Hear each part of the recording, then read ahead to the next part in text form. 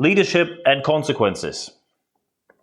It was an interesting week to say the least, and often when we think about leadership and consequences, people think of very harsh consequences, and no worries, this is not what this episode will be about. We don't talk about firing people, we don't talk about closing down venues, we don't talk about downsizing. That might be an aspect of consequences in leadership. However, many consequences in leadership can be very positive. So for example, a pay rise or a promotion, or maybe implementing a new product or a new project in your organization. So we're going to talk about that as well. Unfortunately, first, we have to say, again, in the last week, we saw a high number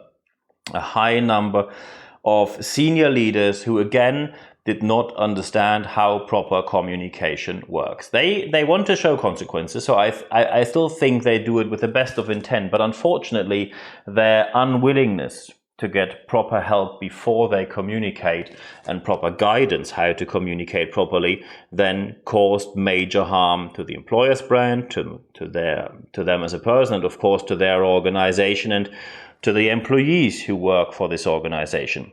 So what happened? You remember that just last week we talked about the KPMG chairman in the UK had to step down after making inappropriate remarks. Not even 1 week later, Gordon Beattie had to leave his own company as the CEO after saying that they don't hire blacks, whites or Catholics, blacks, gays or Catholics, they hire people with talent, and it's all about just the talent. This statement, which was then labeled tone deaf, led to the fact that Gordon Beattie, who's in business for 40 years, had to leave his own business as the CEO. So today, we simply, because every single time I do these episodes, I get a couple of emails where people say, oh, is communication really that important? Do we have to focus on that much? Is leadership really the key to running a successful organization? Maybe you remember the old days where we had a bit less internet, we had no social media. Harming your organization or making an inappropriate statement, which then in the consequence went to public, was quite difficult, and it took a while, and often people just said, come on, we just have to move on. Today, you need one phrase, or in the case of Gordon Beattie. By the way, Beattie Communications offers professional communication, so they should know better how to communicate properly. Gordon Beattie needed one tweet.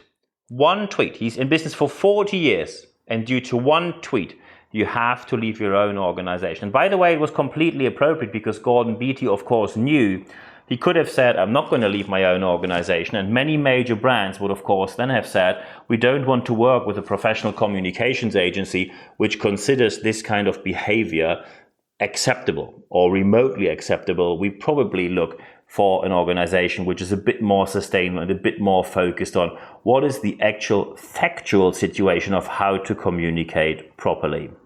So if we look into international sports, of course, it didn't take long until Karl-Heinz Rummenigge, who is the CEO of Bayern Munich, made a statement again. Remember, Bayern Munich was the club that flew to Dubai. Then there was a corona case. One player had to fly back in a Learjet, so in a private jet. Not even talking about the green aspect, the environmental aspects, but Bayern Munich was very upset that they had to stay one night in a first-class plane. This is the really hard life, as we all know. And now Mr. Rummenigge also said that football could be, by the way, for our American listeners, we're talking about soccer. So Karl-Heinz Rummenigge, the CEO of Bayern Munich, a worldwide known football brand, said that football could be a great example for vaccination, so football players should be vaccinated first. Well, why not? I mean, just think of the fact that we go away from the care homes, go away from the healthcare workers. Let's just focus on professional football players, because we all know what we really need in this pandemic is football, don't we? Oh, wait. Oh, no, we don't, actually. We're actually focusing on health and science here. And after that, after Mr. Rummenigge made his vaccination statement, he said that he was misunderstood. And this is a perfect example how you communicate non-sustainably to stay polite. Mr. Rummenigge did an inappropriate statement, and after that he pretty much doubles down on it by saying he was misunderstood. So he said, he didn't mean it that way, but he still says it's not my fault, it is the fault of the people who listened to me, you misunderstood me. And that is a way of communicating which not only is unacceptable in today's circumstances, it also significantly harms your organization. And we also see that sometimes people have a very different take on the same behavior depending on who is the victim. By the way, yesterday, International World Women's Day, I hope you did something about that. And when you now realize, I didn't know that we had International Women's Day, welcome to the world of diversity. So at least you learned one aspect out of this podcast. But getting back to the story, Senator Andrew Cuomo is now accused of sexual harassment. And one of the statements that came to public, and of course we have the assumption of innocence and there are now investigations going on, but he admitted that sometimes he makes funny remarks that might be inappropriate. One of these remarks was that he asked one of his assistants, who is in her mid-20s, and he asked her if she ever has been with an older man. And I talked about this, in my opinion, completely unacceptable statement with a senior leader in an organization. And that senior leader says, oh, come on. I mean, maybe it was just a funny remark. You can't just weigh in on every statement so massively that it has these harsh consequences. And by the way, I didn't even mention that I want Andrew Cuomo to step down or anything like that. However, I asked him, because I knew that this senior leader has a daughter, 27 years of age.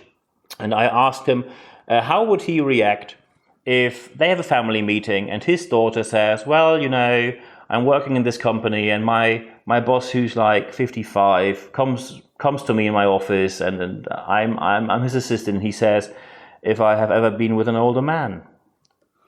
And I asked him, how would you react if a senior leader in an organization would ask this question, pose this question to your daughter?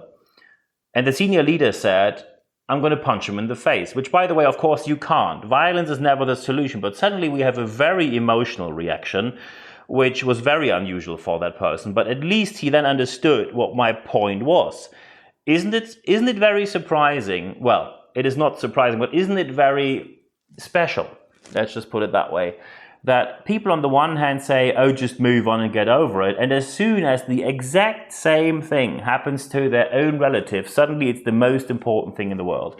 And there we see what the hypocrisy is. And of course, normally when we have these emotional outbursts, this senior leader says, I'm going to punch him in the face. And most people would say, oh, strong man, gut reaction. Of course, it's not a gut reaction. Violence is never the solution. It's against the law. If a woman had said the same thing, people would have said, oh, that's very emotional. You need to calm down. Just get away from the emotion, stick to the facts. While suddenly when men do exactly the same, we have a very different reaction. And that is part of the problem also in communication. And when we talk about communication, and I'm fully aware that we have many listeners here from the UK, and I'm not going to judge here about the whole interview, but you know that Meghan Markle and Prince Harry did an interview with Oprah. And of course, we have to wait a moment until the royal family give their statements, because of course they have a right to react on what they were accused of what they were accused, sorry. And one statement, and that in my opinion, that is what, in my opinion, we really need to focus on first, besides many other issues. When Meghan Markle, and she said that people were discussing how dark the baby will be. So the royal family makes a statement about the skin color of an unborn child, and that the question alone is so unbelievably racist that if no public apology, including a consequence, happens, we unfortunately need to assume, because when they don't react on that, they confirm it, we then unfortunately have to assume that the royal family tolerates, with no consequence, institutionalized racism in the royal family. And that will be a major issue when it comes to the acceptance of the monarchy and the royal family, not only in the UK, but especially in international relations. Because many brands are very aware who they want to advertise with. And of course, we have many brands, especially when it comes to food, tea, biscuits. And the picture of the royal family is often used. And of course, they get a license fee for that and they make money out of it and they tax it, which is perfectly fine. But of course, no major brand wants to associate them with a family that accepts racism amongst them. because brands know that the future is in diversity. So where's the problem here? Why do we still have, and last week was one of the, I didn't even tell you about the German examples. If you're able to listen to the German version of this podcast, do so as well, because we had even more examples in Germany, which were even worse. So when we talk about communication, and again we see, today you need one tweet. Gordon Beattie, Professional Communication CEO, one tweet made him fall, and he had to leave his own business as the CEO. And that shows you how important sustainable leadership and communication is in today's times. So where's the problem? So problem number one is your best friends are not your best advisors, because your friends are very close to you. They normally have similar opinions. That's why you're friends. They have similar ideas. They have similar approaches. And when you do something wrong, they will not see it in the first place, which means you need external advice. And by the way, when you now just hire someone from your circle of buddies or friends, you just worsen the problem, because you will, of course, know people in consultancy who have similar views like you, and you need people who challenge your views. And because all these people who often sit together with you have their own interest, that, of course, promotes ignorance of facts. Sometimes you ignore them deliberately because they don't fit your narrative, but I don't think that this is the majority of all cases. You ignore facts because you're simply unaware of them. The problem is, when you're unaware of them, you communicate and then you face backlash. No one's going to let you off the hook when you say, oh, I didn't know that. Because they would say, you're a professional, you need to know that. Otherwise, you're in the wrong position in the organization. And of course, when you then just stick to old principles and you just move on, as we've seen it way too often in the past, then you will harm others who haven't done anything wrong. So, for example, you will harm your employer's brand, you will harm your organization. And of course, let's say you've done something wrong and your company suffers from it, so you have less revenue and less profit.